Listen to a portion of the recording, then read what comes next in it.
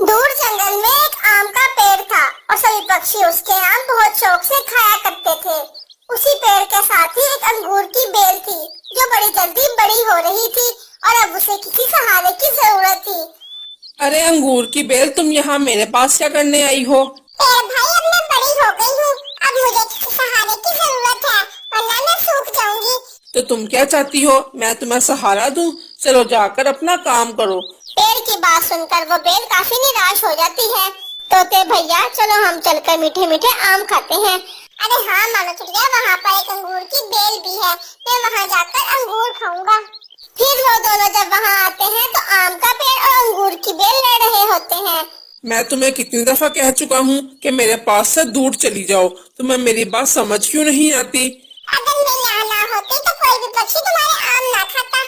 अच्छा जी, तुम्हारे अंगूर तो खट्टे होते हैं, सभी पक्षी यहाँ मेरे आम